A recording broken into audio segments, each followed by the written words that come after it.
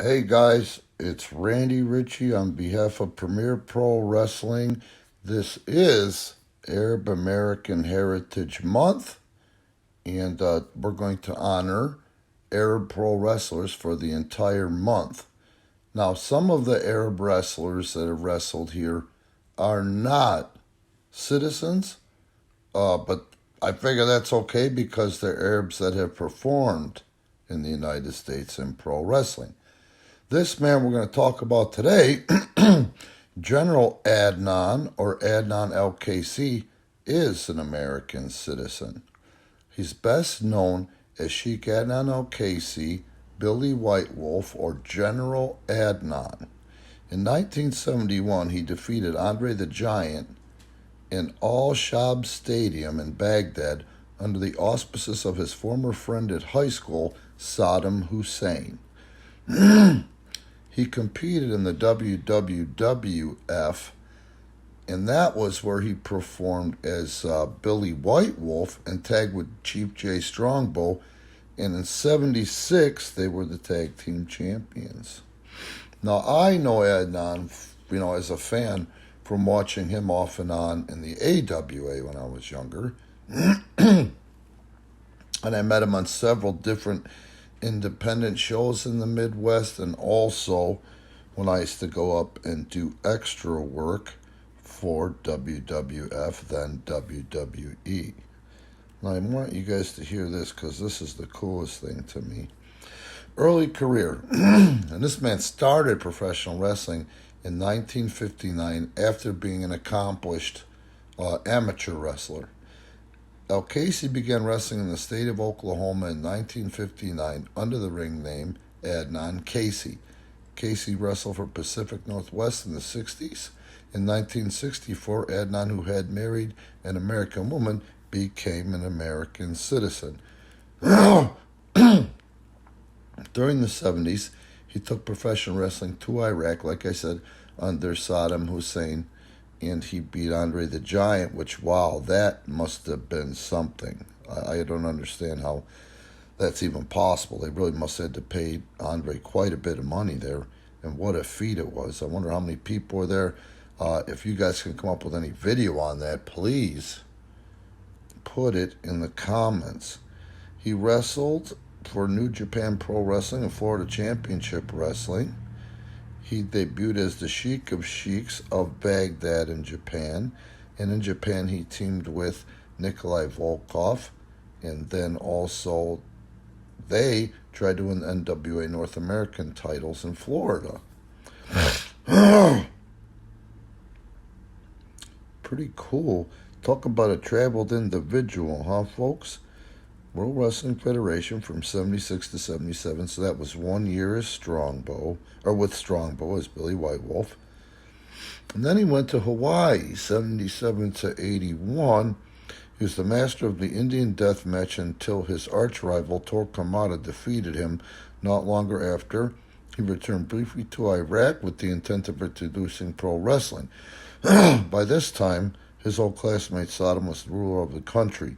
By his own account, it was a difficult time. Although Kaissie was very popular and had some success introducing professional wrestling to Iraq, Saddam was already becoming paranoid about potential rivals, and he saw Kaissie in this light. Kaissie fled to the U.S. and never returned. He kept in contact with his family in Baghdad.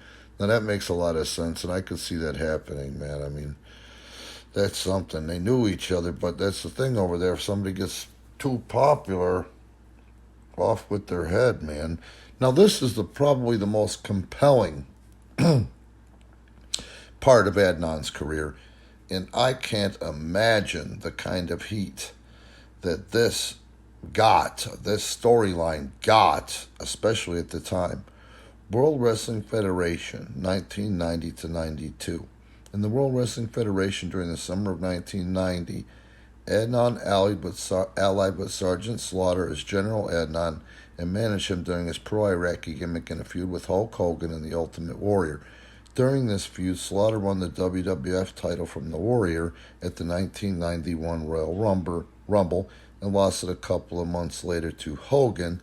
WrestleMania 7. The pair were then joined by Slaughter's former nemesis, the Iron Sheik. Can you imagine this? In 91 to 92?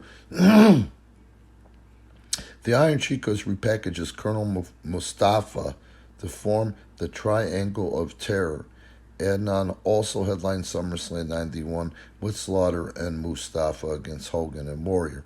During the build to Survivor Series in 1990, the WWE showed what they claimed were classified top-secret photos released by the Pentagon that featured General Adnan with Saddam Hussein. After Slaughter turned face, Adnan continued to manage Colonel Mustafa, the Iron Sheik, until leaving the WWF shortly after Royal Rumble 1992. Adnan is also featured as a playable character in the WWE 2K15 video game, and where he appears as a downloadable character as part of the Path of the Warrior showcase. He is once again featured as a playable character in WWE 2K16. Well, that's pretty cool. I know that he did run a company, and it was primarily in Minnesota. Him and Ken Patera ran some sold shows and some fundraisers. And man, I mean, can you believe this guy started wrestling in 1939? All the things that he's accomplished. Always very approachable, always down-to-earth guy. His promos, if you could just see him from the AWA until that big heat gimmick like I was talking about with, Slaughter being a heel and a defector against the United States and the Iron Sheik, man, you never heard or seen anything like it. I've heard a lot of rumors about the kind of security that those three had to have. But man, go back and look at that stuff if you can find it on YouTube, and it's probably on the network. But that was some legendary heat. Now, I just want to say that, today with this woke stuff, people made these comments in wrestling that, it's a stereotype and blah, blah, blah, blah, blah. Well, yeah, that's the entertainment part of things. Adnan had no problem doing it. He made a lot of money with, doing the quote-unquote stereotype. So did the Iron Sheik. If anybody's got their little panties in a twist, it's supposed to be a work, remember? Anyway, this is a very well-respected man. I've heard, some, not rumors, but, funny things. But I don't know of too many people that have a lot of beef with Adnan. And I have heard that Adnan was a legit shooter and a legit tough guy. So I'm sure when he broke in, that probably took him a long way. All right, guys, again, Arab Wrestlers You Should Know, brought to you without YouTube commercials by Premier Pro Wrestling. So at least be cool, like and subscribe. And if you want to support Premier Pro Wrestling, the links are in the description. Talk to you tomorrow.